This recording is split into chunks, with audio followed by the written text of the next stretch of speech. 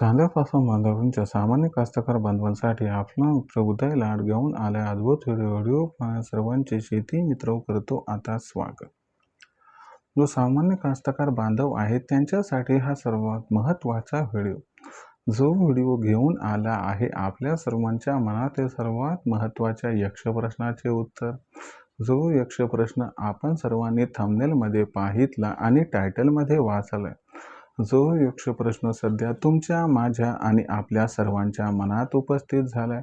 ज्या सवालाच्या अनुसार 5,500च्या दरावर सध्या देशांतर्गत बाजारामध्ये सोयाबीन विकावं की मग थांबावं, कशात होऊ शकतो आपल्यासारख्या कास्तकार बांधवांचा जास्तीत जास्त फायदा, 5,500च्या दरावर सोयाबीन विकल्याने जास्त फायदा होणार आहे की मग 5,500च्या दरावर सोयाबीन न विकता तेजीची वाढ बघत थांबल्याने फायदा होणार आहे। चला तर मग आपल्या मनात निर्माण झालेल्या महत्त्वाच्या प्रश्नाचं इथं उत्तर जाणून घेऊया। ज्यांना या महत्त्वाच्या प्रश्नाचं उत्तर जाणून घ्यायचे त्यांनी हा व्हिडिओ शेवटपर्यंत पाहावा। जिथं व्हिडिओ पाहत असताना आवडल्यासारखा वाटेल तिथं लाईक करा। कास्तकार बांधव जे आहेत त्यांच्यापर्यंत हा महत्त्वाचा व्हिडिओ पाठवण्यासाठी व्हिडिओला शेअर करा। आणि जे माझे कास्तकार बांधव आहेत किंवा ज्यांनी आतापर्यंत चॅनलला सबस्क्राईब करून नोटिफिकेशन बेल लावून केलं नाही त्यांनी तेवढं करून घ्यावं। याच्यामुळे काय होईल की येणारा प्रत्येक व्हिडिओ आपल्या सर्वांना या ठिकाणी पाहावयास मिळत राहतो सतत।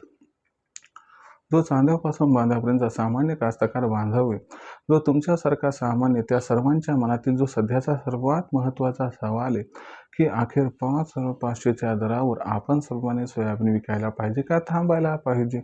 चला तर मग आपल्या मनात निर्माण झालेल्या प्रश्नाचं उत्तर घेऊयात की 5,500च्या दरावर सोयाबीन विकल्याने जास्त फायदा होणार आहे की मग 5,500च्या दरावर सोयाबीन न विकता तेजीची वाट पाहिल्याने या ठिकाणी जास्त फायदा होणार आहे।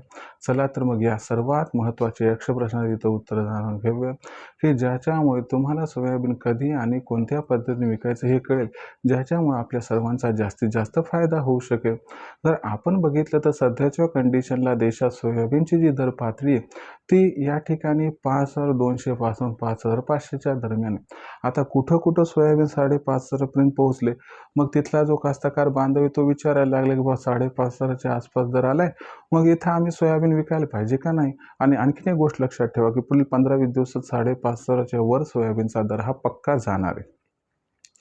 पण संभ्रम हाच आहे की 5,500चा दर मिळाला तर इथे विकायचं का 6,000च्या वाट बघायची। तर मी तुम्हाला सांगू इच्छितो, इथून पुढे अल्निनोमुळे देशात सोयाबीनचा दर वाढत जाईल, पण आपल्याला काय करायचं की 5,500चा दर मिळाला तर तिथं सोयाबीन तात्काळ न विकता थोडीशी आणखीन तेजीची वाढ बघायची आणि दर 5,500च्या आसपास गेला की तिथं मात्र 50% सोयाबीन विकायचे आणि 50% सोयाबीन येणाऱ्या तेजीसाठी रोखून ठेवायचं। आता कशामुळे असं करायचं तुम्हाला समजावून सांगतो। जर समजा 5,500ला सोयाबीन विकले, त्याच्यानंतर दर वाढला तर तुम्हाला वाटेल माझ्याकडे 50% सोयाबीन शिल्लक आहे, मला या ठिकाणी फायदा झाला। आणि जर 5,500वर तुम्ही सोयाबीन 50% विकले आणि तिथून दर कोसळले तर तुम्हाला काय वाटेल, बरं झालं बाबा मी 50% तरी विकलं, नाही तर आज माझं किती नुकसान झालं असतं। अशा पद्धतीने जर तुम्ही सोयाबीनची विक्री 5,500च्या आसपास केली तर मला वाटते तुमचा दुहेरी इथं फायदा हा होऊ शकतो।